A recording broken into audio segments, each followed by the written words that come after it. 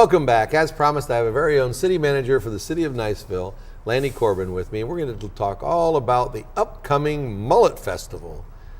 How many has it been? 39 years. 39 Wow. Mullet. My goodness, Lannie. I was just a young guy. I had hair and all those things. Time has its way of changing us, doesn't it? And it does. wasn't always up there at Twin Oaks, was it? You know, we had it out at White Point, 3 years.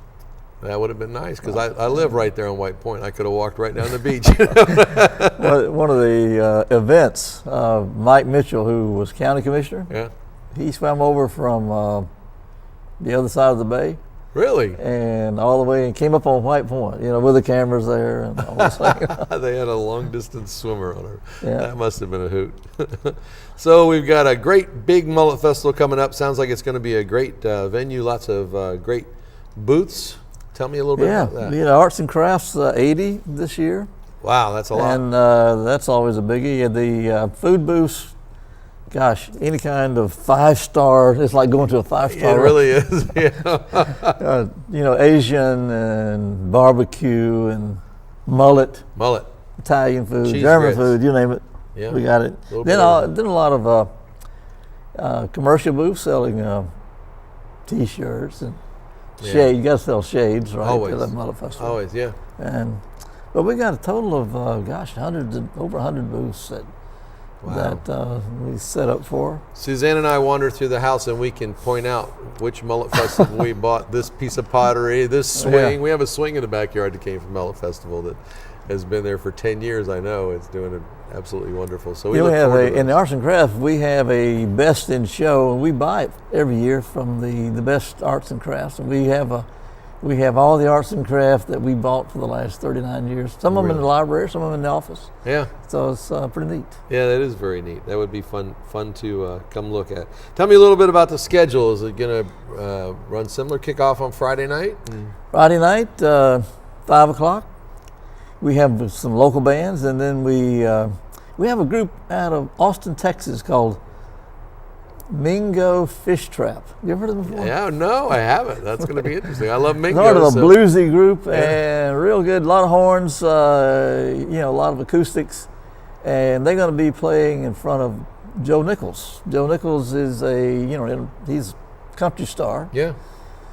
He sang the famous song about tequila, and I won't talk about the rest. Yeah. But he'll be there Friday night.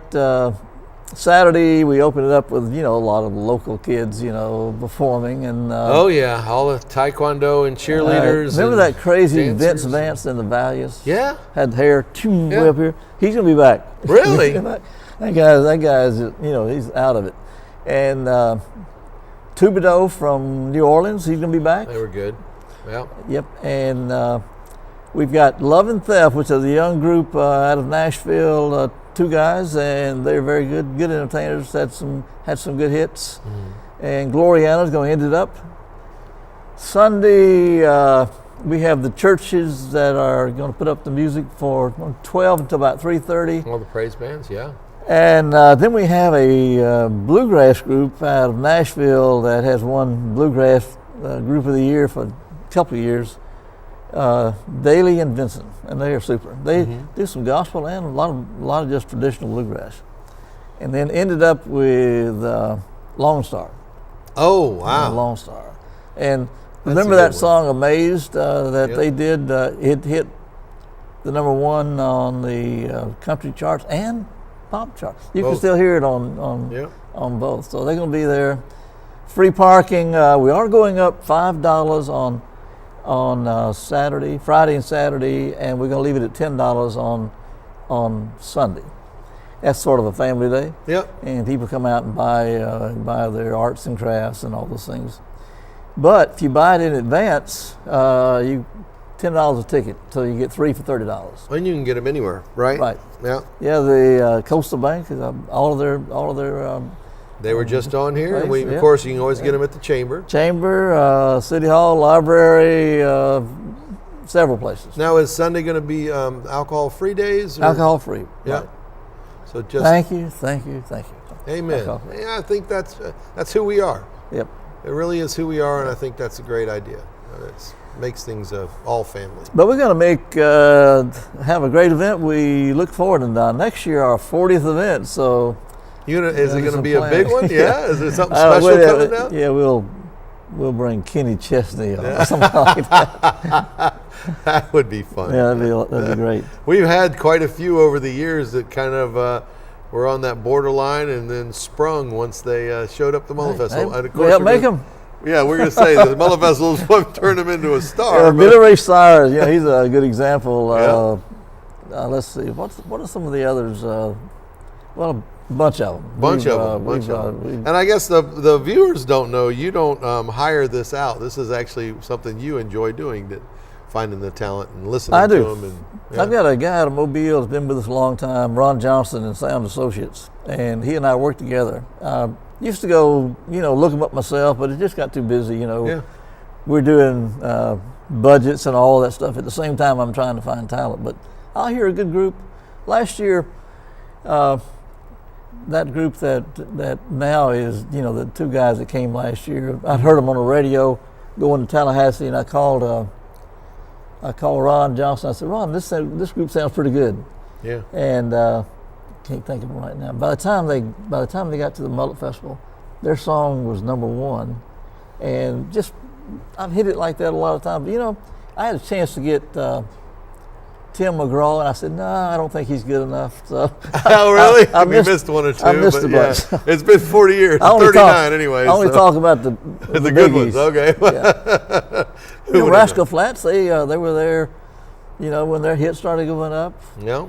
So we've had some great entertainment. You can look at the Nashville awards, and a lot of times there'll be 5 or 6 or 7 that have been to the festival that are up for Entertainer of the Year. And well, I'm not so much the Saturday night guy as much as I am the Sunday closing guy, and we've had some really good, in my view, some really, Charlie Daniels and that kind of stuff. That's Vince Gill. Vince Gill. I mean, I've never heard a voice like his. That's amazing, absolutely amazing. So, yeah, we've been lucky, and we great support from the community. I was talking to a young lady just a while ago, and she said she's 29 and been at the Mullet Festival 29 years. So that was